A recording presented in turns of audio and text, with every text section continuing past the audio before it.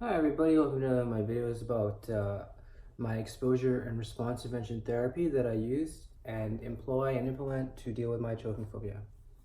So today I'm going to eat some leftover McDonald's. Feeling better more than yesterday, so. Starting of course by first rating my anxiety on a scale of 1 to 10 before I do the exposure. On a scale of 1 to 10, my anxiety right now of specifically choking on food is like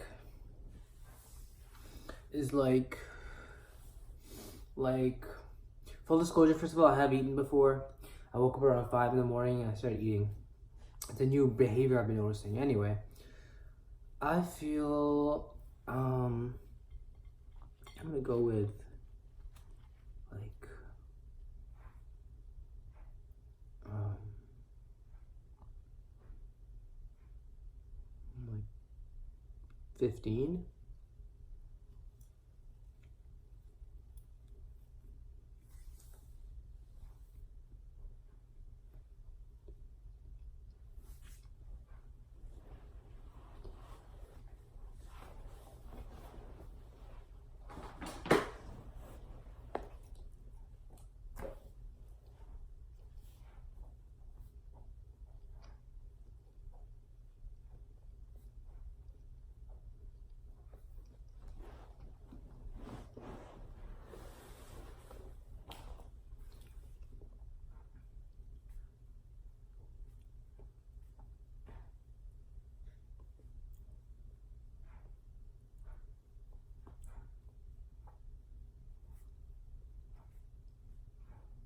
Well, I'm doing the exposure now. I'm trying to write down my thoughts as well.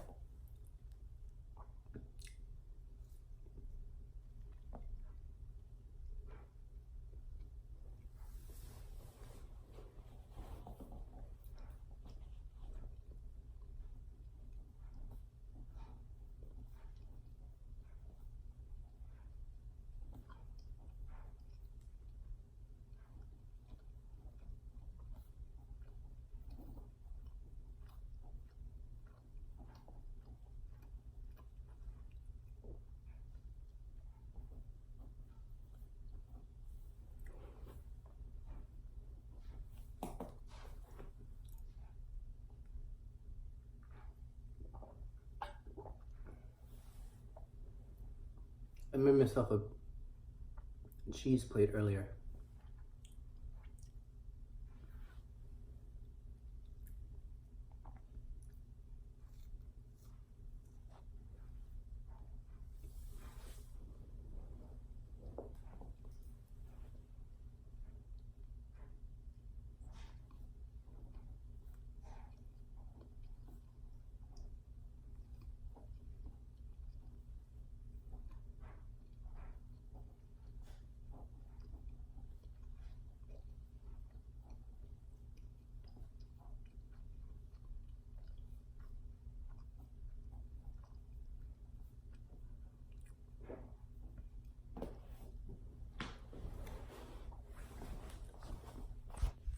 Follow me, guys. And I got something to blow my nose with. Because my nose is really runny. I notice this happens sometimes.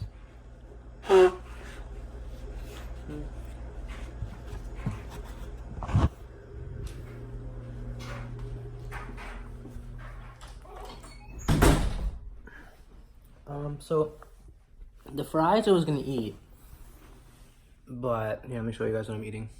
The fries I was gonna eat, but they're kind of like yesterday fries, so I'm just gonna not eat them. I know I shouldn't waste food, but this is a psychology channel, not a religious channel, primarily.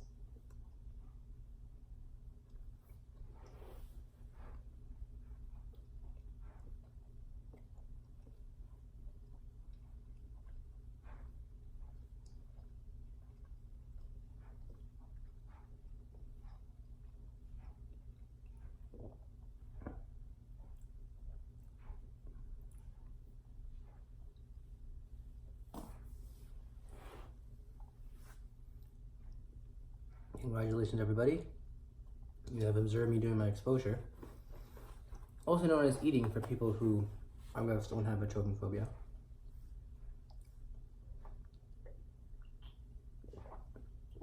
So, now you guys are gonna follow me as I go to my favorite store, the convenience store, pick up some smokes.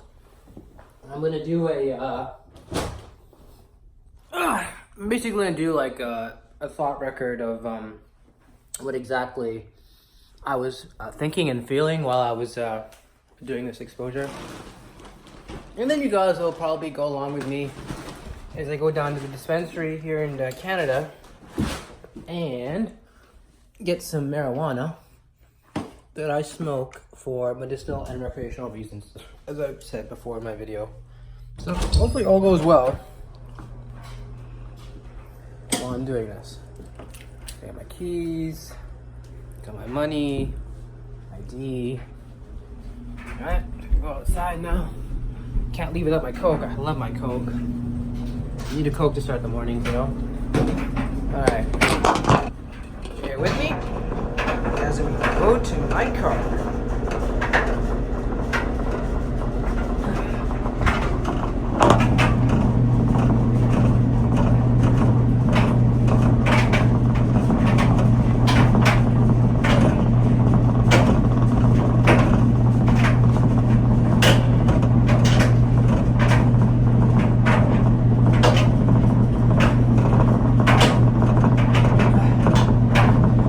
Sorry guys, just get my laces on.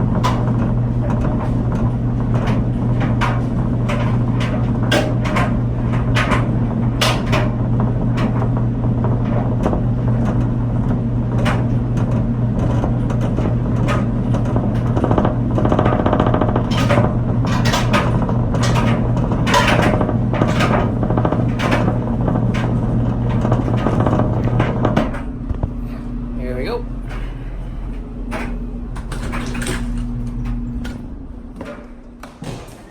Oh, forgot one thing, guys. Sorry. My thought records. I want to share those with you guys, obviously, while where'd you guys go? While I'm doing my errands for today before work. Definitely want to share my thought record with you guys. If I can just find out. I put it here. Okay. Thought record here.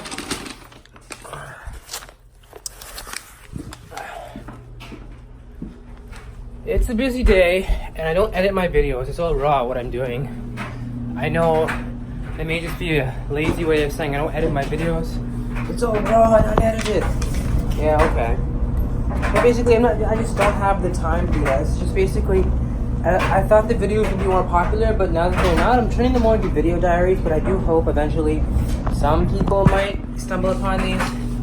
And it's like my journey, my journey from living in fear of anxiety to actually treating my anxiety, and hopefully kind of feeling in a way better from it.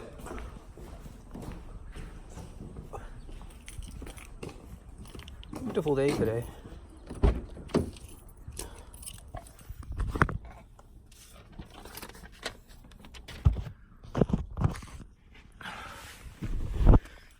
One second, guys.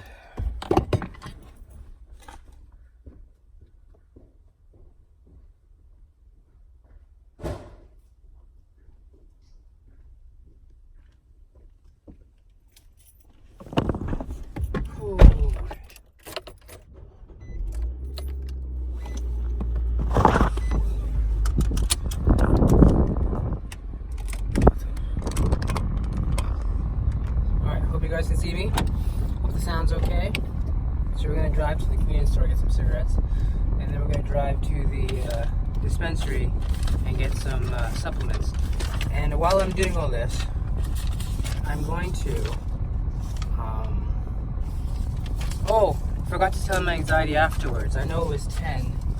Afterwards, what was it? I think it went down to 0, so like 6. Maybe more normal. Let me think. Sorry guys, for all those who are anticipating my anxiety level afterwards. I was eating it, I definitely did feel anxiety of about a 10. I was chewing it, I was chewing the food, I was thinking bad things were gonna happen in a way, you know, it feels like it's still about a 10. It didn't go down, which I am grateful for, because if we're at a 10, I think we're reaching subclinical levels of anxiety. What that means is, if I explained in another video, what it means to have a clinical level of anxiety. It's what interferes with your job, your school. Like, you would not eat and you'd faint, or you would, right, eat very little and you'd be very weak all the time. That's when your anxiety is probably around a 70 to a 90, you know, in the high echelons.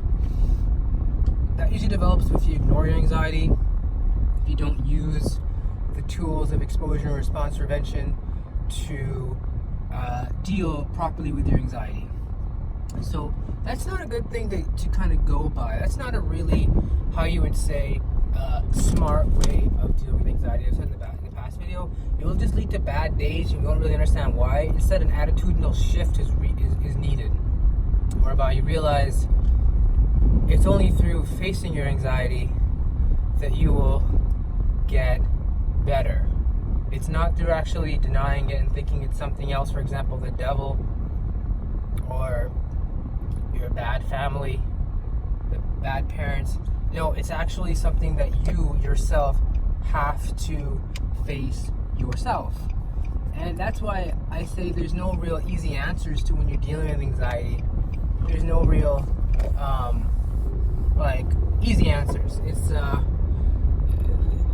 choices you need to kind of realize yourself, and it's answers you need to kind of realize yourself.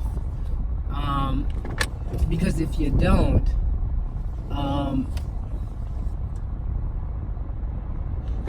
basically you will never get the answers to life that you want.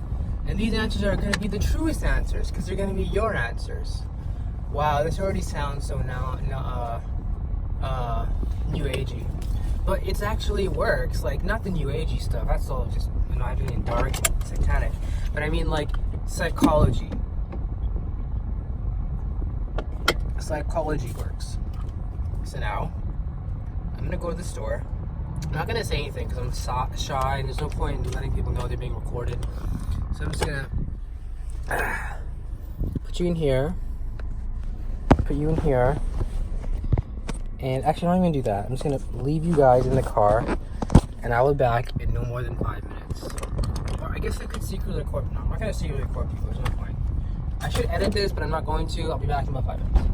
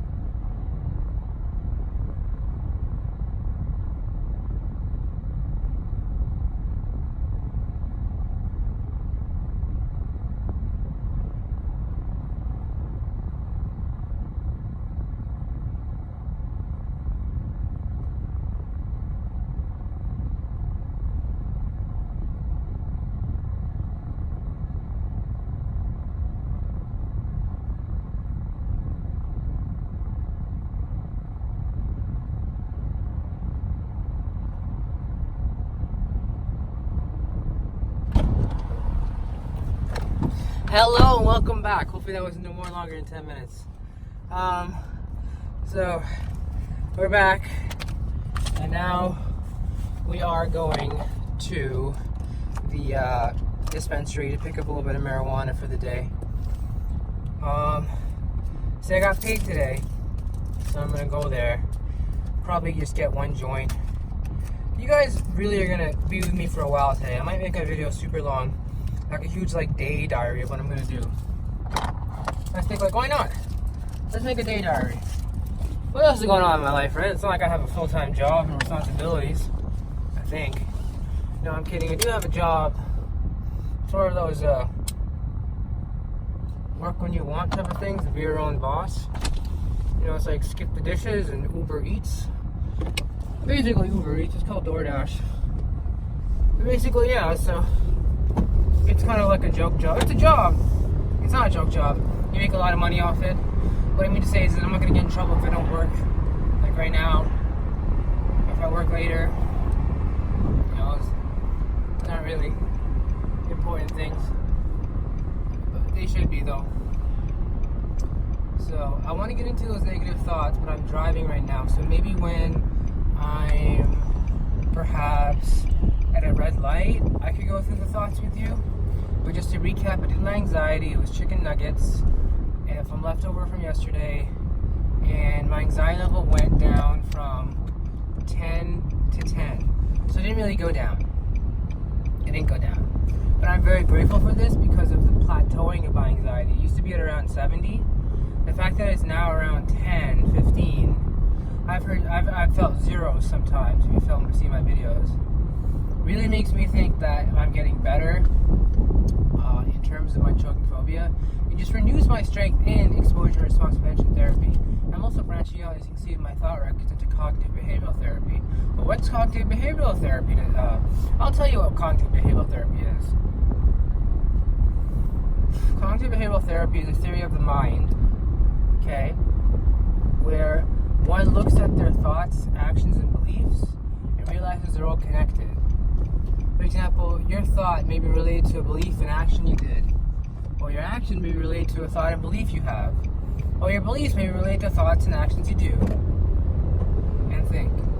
So this is kind of like what CBT is, and I thought I was doing CBT in the beginning of my videos, but I realized I was doing ERP. ERP is similar to CBT, but it's more of like the active part of doing it. The CBT part is kind of like the passive part. See, the CBT part is kind of like where you write down your thoughts, what you're feeling, your worst fears, your anxieties, and kind of it's like just day journal it in a way. So it's kind of structured. You kind of maybe see your negative thoughts in terms of you find out, well, why am I thinking this way? Is this wrong? Is this what psychologists say is a thinking error? Do not think this way? Like, am I being overly negative? Thinking that I have too much knowledge of things, or that I know what people are thinking, you know, or am I looking at the part and not the whole? Stuff like that. They're called thinking errors. So I'm gonna, there's like people around everywhere. I'm trying to make a video here. So basically, I don't want to obviously fall into thinking errors or fall into the traps of thinking errors. So the best thing I try to do once I realized that I actually wasn't doing CBT, was actually doing ERP, was to do both, was to do CBT and ERP.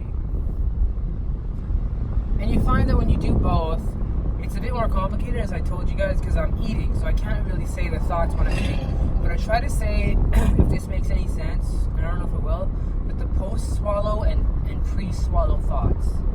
Okay? For anyone that has choking phobia, you guys know there's thoughts before you're about to swallow and thoughts after you're about to swallow. I'm trying to get to the thoughts before I'm about to swallow and the thoughts after I'm about to swallow, while also staying with my anxiety. So it gets very, very hard. Plus, when you're swallowing, I don't consider it prudent to talk when you're swallowing. I'm not even sure you mechanically can, just for fear, like not an unnecessary or undue choking phobia, but just for fearing that I'm going to choking if I wasn't even to have a choking phobia. It's just dangerous. So that being said, we're at a red light. I still don't feel comfortable talking about my thoughts, so I'm just going to talk some more. Before, what I might do is you guys would just follow me to my dispensary, and then when we're back home, I can make a part 2. I'm not sure. I'll see how this goes. Let's see if I can read off a couple of these negative thoughts here. Thoughts and images. Okay, so the first one was good job. Why did, I said good job. So this is the first thought. They're as sequential as possible. I think they're 99% sequential. These are thoughts and images during my exposure, right? They're like a thought record. If you don't know what a thought record is, they have a lot of examples on the internet. Katie Morton does a good job on YouTube talking about them. There's a bunch of live other channels out there that talk about thought records and CBT. Basically, I think I've given you guys a good understanding and introduction and overview of what thought records are and what CBT is. There's definitely way more to be talked about it, but I'm going to dive right in because I said this is like an amateur channel. I'm just trying my best to deal with my anxiety and also help others. I want to help others as well. So there are resources out there. Click on them. As I mentioned before, there's very good books that talk about this stuff. So the first thought I said was good job. Why? Because when I was studying my anxiety, I was thinking, should I choose like 5? I was thinking like, should I choose like 15? Should I choose like 0? I had trouble figuring out my anxiety level before eating. And when I finally settled on 10, that's when I thought to myself, good job. Like I'm doing a good job. I'm actually, I feel like I'm not doing a cop-out. Sometimes I do a cop-out where I don't exactly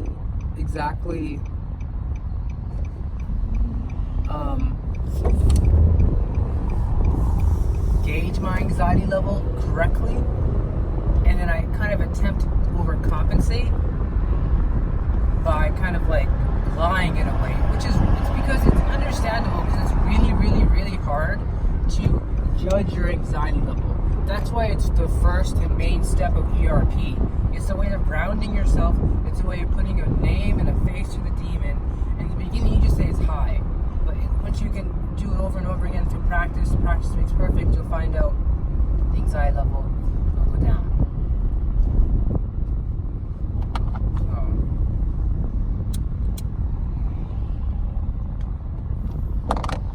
That being said, the next thought is, what is your anxiety level? Oops, wrong one. There we go. The next thought is nasty negative thoughts. That's all I wrote. I don't know what they were, but they were just nasty negative thoughts, obviously having to do with self-hate and shame and guilt and self-worth and pity. It's a pity party, all these dumb thoughts about you're not a good person. I'm not entirely sure exactly, but they were negative thoughts. I didn't really want to even think them through, let them, I just wanted to boom, boom, boom, they're negative thoughts, blah, blah, shut off type of thing, and just kind of wrote down generally that I was feeling negative thoughts afterwards, which is odd because you were feeling so good and then you're feeling so bad. It's very weird how the brain works, but it's good to get these out, flesh them out, talk about them. That's the whole point of these. The next one is, how to handle certain types of food when in your mouth. Let me explain this. Let's say the thought again. You know how to handle certain types of food when in your mouth. For example, when I was eating the McDonald's fries that were a day old, I know what McDonald's fries that are a day old taste like. It's almost like you grew up on this flavor. You know how people have grown up on certain foods? And sometimes you eat McDonald's and you supersize it. Back in the day when you used to have supersize, and you wouldn't exactly know how much you should be eating, so you kind of put some away for tomorrow, and then you realize the fries, they have this certain taste. They're not as firm and as golden and as crispy and as salty and as tasty as when they're fresh, when you put them in the microwave. I was thinking about putting them in the oven, but this is just a thought that I had that I know this texture already. I know this texture of old fries from McDonald's. I've eaten it before, so I felt comforted in a way. I felt like it's a routine. I felt like I know I can do this. This is not something foreign in my body. This is something I've kind of grown up on through childhood, or at least in past experiences. I have felt that this is kind of what I have tasted before from day-old fries, so I kind of know what to expect. Next thought, Bak, while thinking about Zach Choi Mukbang ASMR. Sounds funny to think about, but whatever helps. I think it helps with my swallowing these weird sounds. Ong Bak is a movie, I believe, released in 2006 with Tony Jaa, some I think Southeast Asian martial artist, and he made a really good movie about fighting and stuff like that, Thailand fighting, MMA, boxing, Muay Thai, stuff like that, right? Kicking people's butts. So I watched that a long time ago with my friends. And then the other part was, so I said Ong Bak while thinking about Zach Choi. So I was thinking about Ong Bak, but at the same time I was also thinking about Zach Choi, Mukbang ASMR. Zach Choi, if you don't know, is a really famous guy on YouTube who does ASMR eating videos, which I watch from time to time. Well, what are ASMR eating videos? They're basically, ASMR stands for something meridial response. But basically you feel like these pricks on your head, on the back of your neck, or on the front of your forehead when certain sounds are heard by you. And it's some sort of meridian response, nervous system thing. I don't know. I feel it. Try putting your finger kind of in front of your forehead and you'll kind of feel, it's kind of that feeling. It's really popular on YouTube and Twitch. A lot of people do it, lots of things. Food, role playing, lots of different things. And I just thought, this is a thought I was thinking, so why not write it down? I do watch his videos from time to time. He eats lots of food. I mean, he eats a lot of food.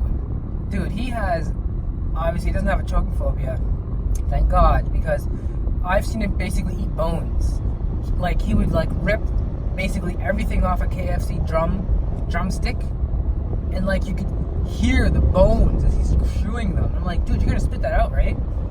And he's just so cool about it. And I guess he's an experienced eater. He knows how big the bones are. You're not gonna get them caught in your throat or whatever. But I would not even eat one bone. Anything not edible, not food, I would not eat because of my choking phobia. I think it's why? Why do I subject myself to something that's optional? I want to eat the bone. People like the bone because it has the succulency and the marrow and all that juices. I'm okay. I'm okay with my neurosis. I don't need any bones I want to eat. But I just thought it was very interesting if you just listen back to the onomatopoeia of this thought. Zach Choi, Ong Bak, while thinking about Zach Choi, Mukbang ASMR. Mukbang basically means no talking, and it's eating sounds. And he would do eating sounds, trying to create an ASMR experience while eating KFC, other foods like Jollies. I think they just came out. What's that new place that came out in Toronto? It was from China, Jollies or something. They have really good fried chicken, or Lollies.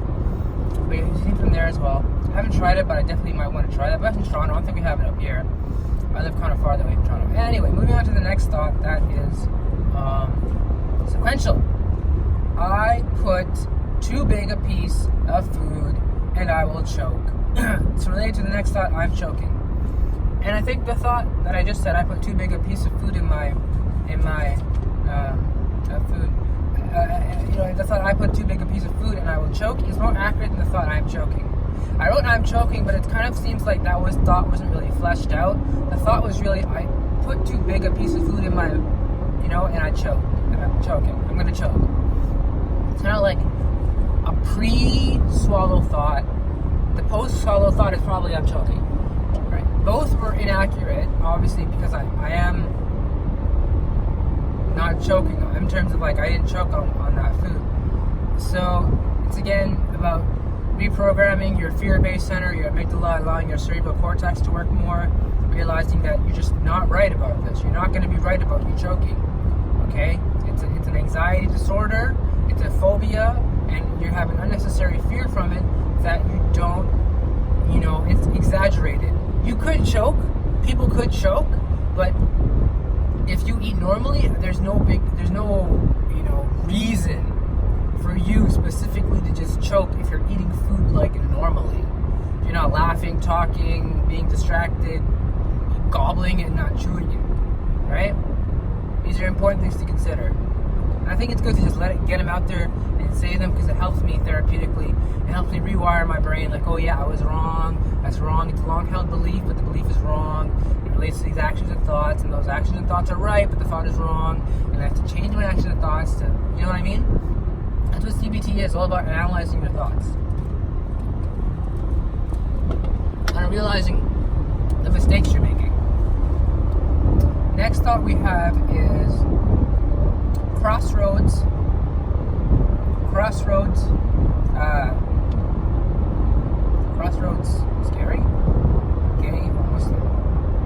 Crossroads, and then I think it's crossroads. Okay, which is for me it's an image in my mind of the music video Crossroads by Boyz II Men, or it's called Crossroads by Bone Thugs and Harmony, or by Boyz II Men, not sure which one. And it also is an image in my mind. I simultaneously get, they're like either or. I could get one and the other one happens, or I get the first one and the other one happens.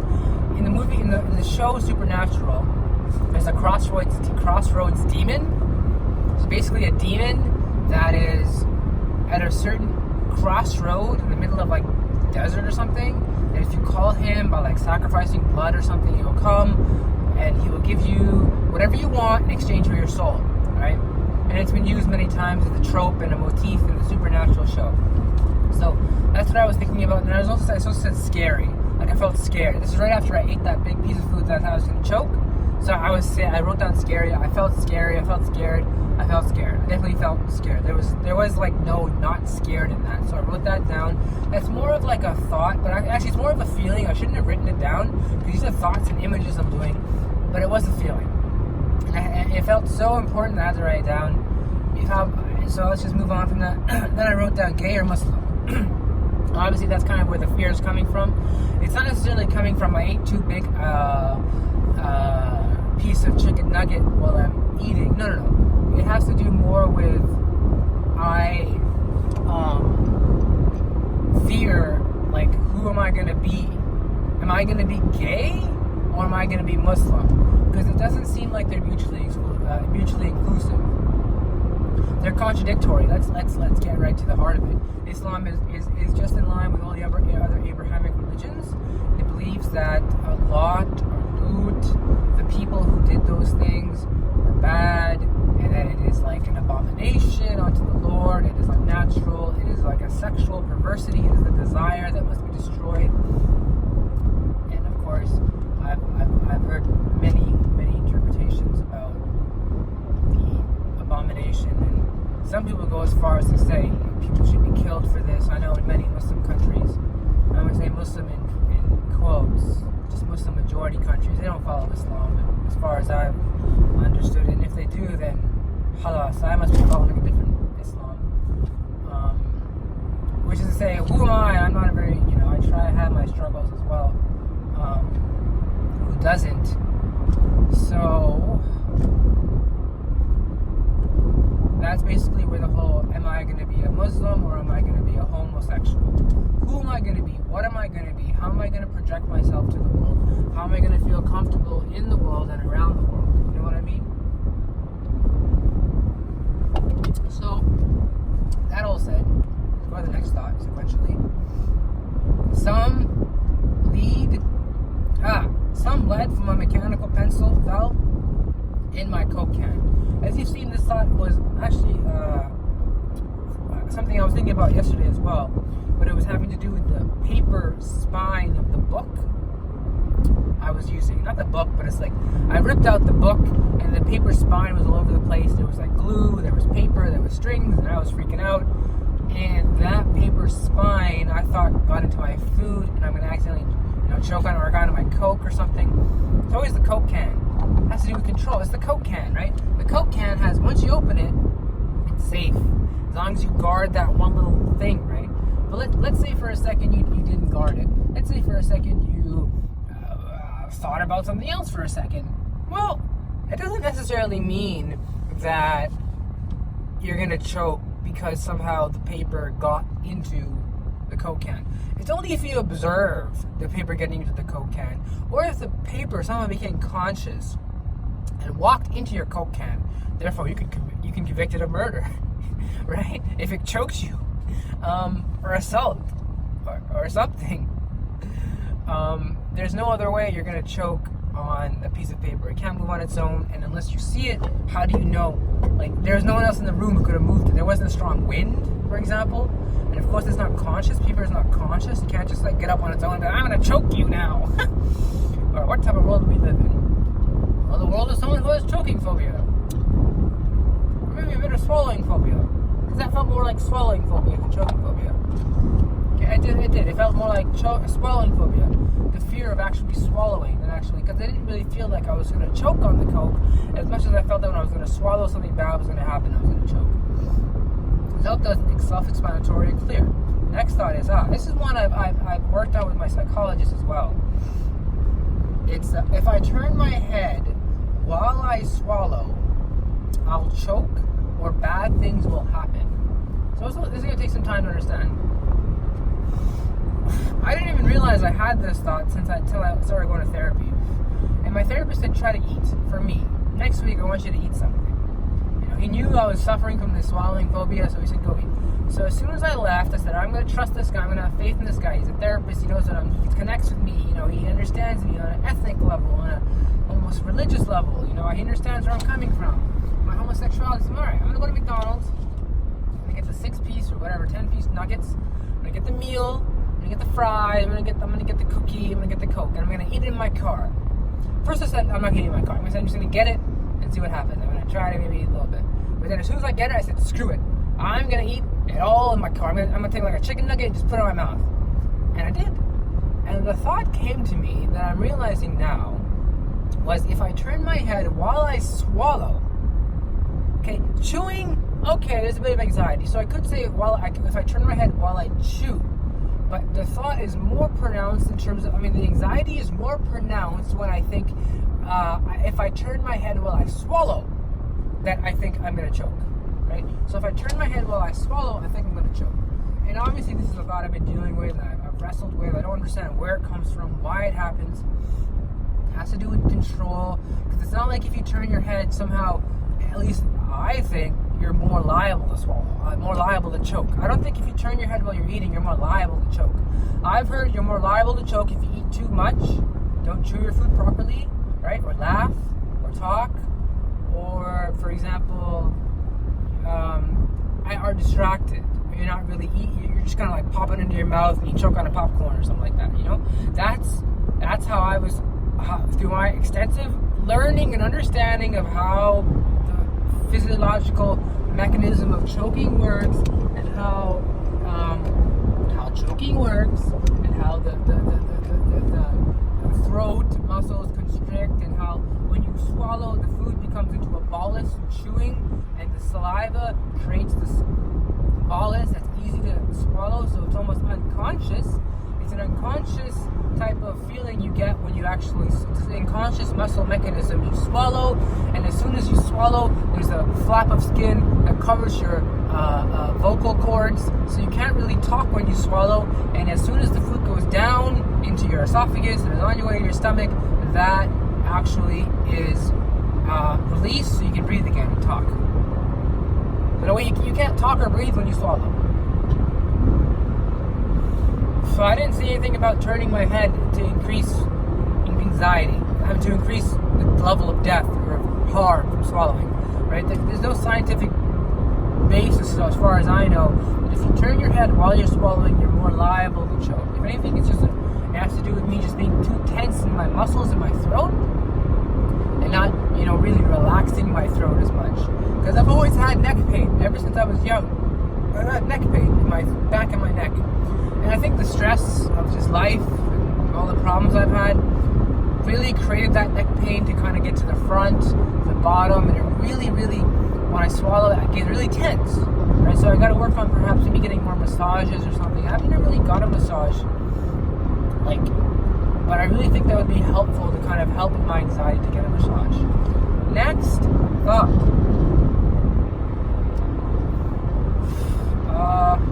Let's see here. If I turn